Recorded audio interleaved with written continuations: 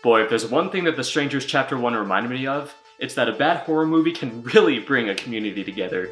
Because let me tell you, I saw this at the theater with maybe 6 other people. There weren't that many people there, but we were laughing and talking pretty much the whole time, which usually I really dislike.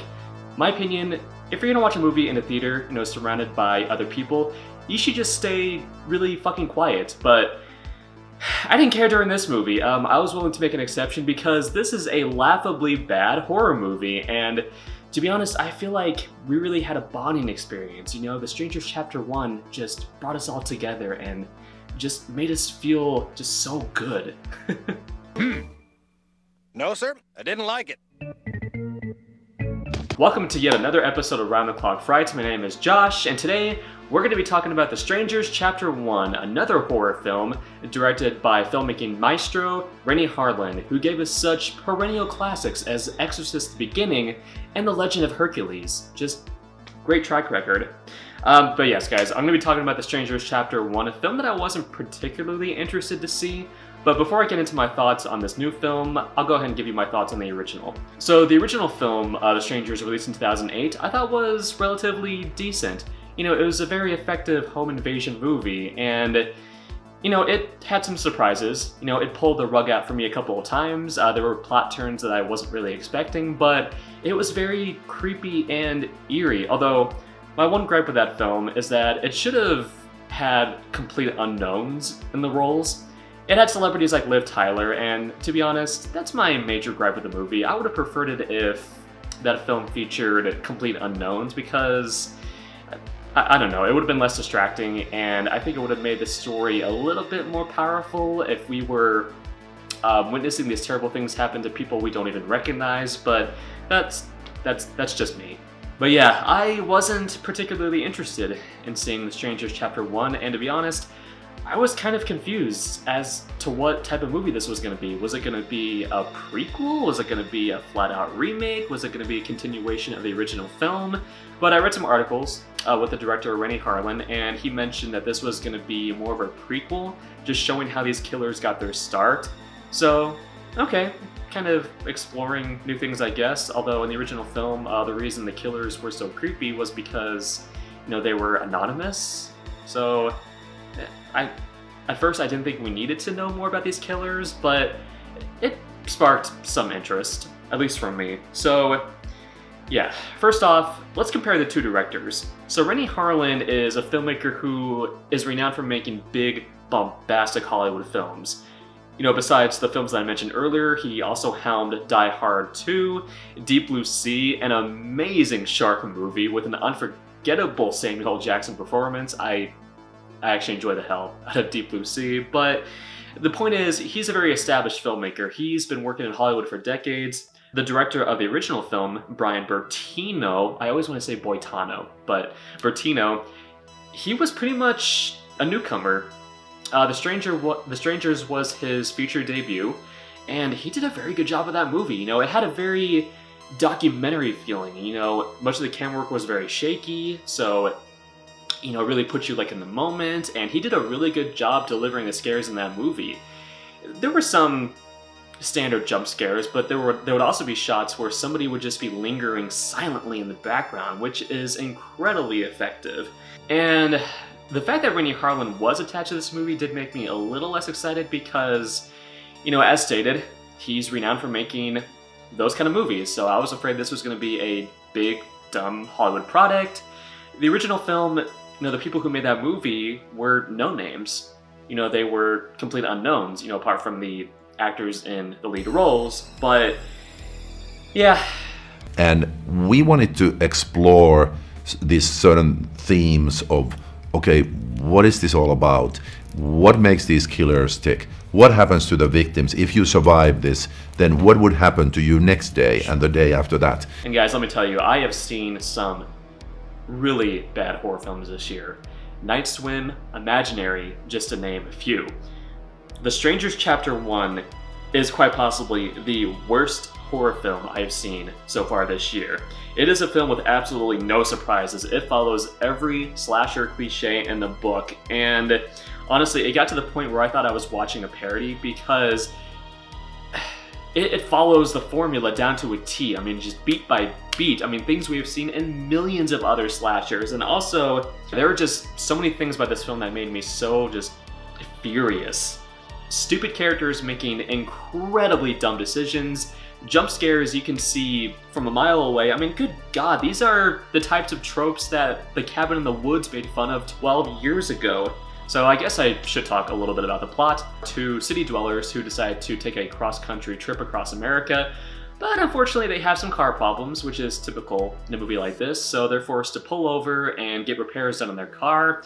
The locals, actually I should say the really creepy locals, suggest this Airbnb for them to stay at, so of course they do. The Airbnb is of course secluded in the middle of the woods. Woods that are conveniently very well lit, to the point where you can actually see the sources of light. That's kind of been a pet peeve of mine in horror films, like when you can tell where the light sources are coming from because the trees are just so bright, like unrealistically bright. That's just always been a gripe of mine. Anyway, they decide to stay at this B&B, and they're visited by some creepy strangers, and shenanigans ensue, and the whole film is pretty much them trying to escape their tormentors and make it out alive. But if you've seen a movie like this, you probably already have an idea of like where the plot is going to go. I mean, if you think, to quote Game of Thrones, if you think this has a happy ending, you haven't been paying attention. Okay, so right off the bat, this movie fails with its setting. So the original film took place in this random suburban neighborhood. You know, it felt like it could take place in any corner of America, so that's what made the film, you know, much more uncomfortable and unsettling. The fact that it did take place in this very normal environment.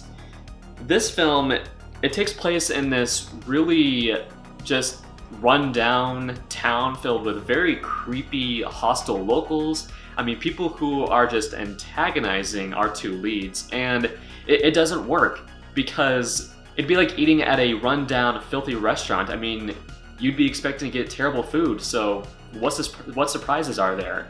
The fact that they end up in this really hostile town, you know, makes the horror aspects seem less, you know, exciting or surprising. So, you know, right off the bat, this film really fails in that regard. And okay, there are some attempts at making the two leads of this film likable, but honestly, and this is saying a lot because, man, I have seen some dumb horror characters over the years. The two leads in this movie might be the dumbest characters I have ever seen in a horror movie, ever. And I guess I'll give some examples, and spoilers, I guess, but should you really care about spoilers, you know, with this type of film? Anyway, so, okay, they're staying in this Airbnb, and there's a scene where, you know, they hear a knock on the door, and they open the door, and there's this really creepy girl standing there. You know, her face is completely shrouded in darkness, and she starts saying really creepy things, but they just kind of shrug it off. Like, oh, you know, it's just this weird little girl, you know, it's fine. I mean, she means us no harm, right? Later in the film, Bella Thorne is by herself at the B&B, and she hears this loud knocking on the door, and again, she shrugs it off like it's no big deal. You know, someone is pounding on my door. Oh, they're probably just having fun. So what does she do? She puts on a record. She plays the piano loudly. She gives away her location to the people who have been antagonizing her. She doesn't call the police, which, by the way, I thought that was a plot choice. Like, okay, I mean, they do mention briefly that they're not getting cell service, but no. She actually calls her boyfriend and is able to leave a voice message. Later in the film, the boyfriend threatens to call the police. It's astonishing how stupid these characters are. And of course, they have every opportunity to kill these people. I mean, there's a scene where the boyfriend literally has a shotgun like pointed at one of the killer's heads, and he doesn't do anything. He just talks to her, and he doesn't take her out, you know, even though he has every opportunity to. It's just, I can't believe horror films like this are still being made.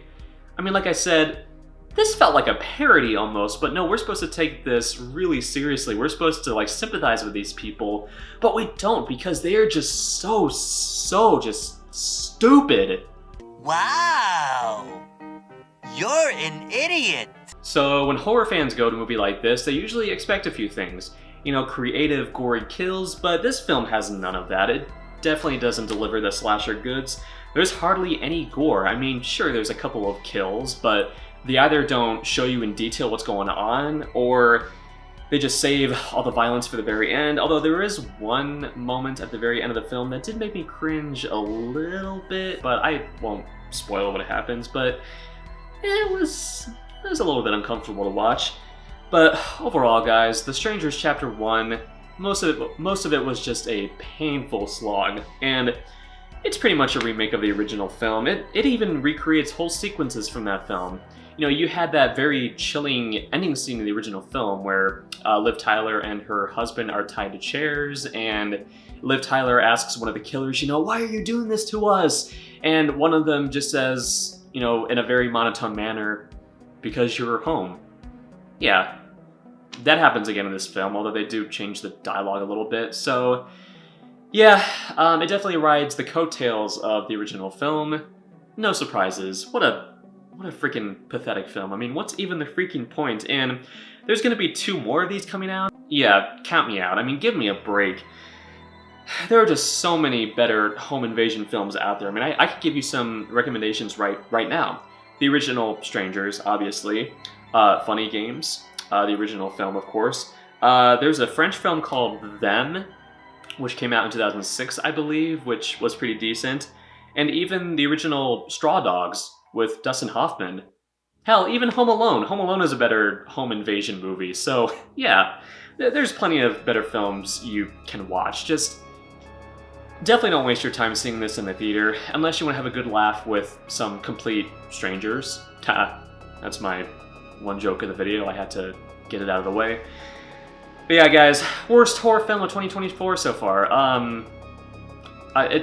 hate to say it, but the Winnie the Pooh horror film was better than this. At least that film was slightly entertaining. This film was just so dull. But yeah, guys, those are my overall thoughts on The Strangers Chapter 1. Thank you so much for joining me in my discussion. But you know what? I haven't given up hope. I mean, there are some really interesting looking horror films coming out this year. And of violent nature, which I guess follows the killer. You know, it shows the killer's point of view throughout the entire runtime of the movie. That sounds interesting. Maxine, of course, a Ty West new film, closing out his Pearl trilogy. Can't wait to see that. But yes, guys, yeah, there's going to be better horror films released this year. Don't waste your time with this one. But yes, guys, thank you so much again. If you liked what you saw here, please subscribe to my channel, Round the Clock Frights, for more horrific content. I hope you have a very scary day, boys and ghouls. What were your thoughts on this film? Did you enjoy it as a laughably bad film? Did you legitimately like it? I won't judge. I mean, you do you. I won't judge you. But yes, guys, thank you so much again, and stay scary out there, boys and ghouls, and whatever you do, don't talk to strangers. Especially these strangers, because you'll probably be bored out of your mind. Anyway, guys, take care. Stay safe.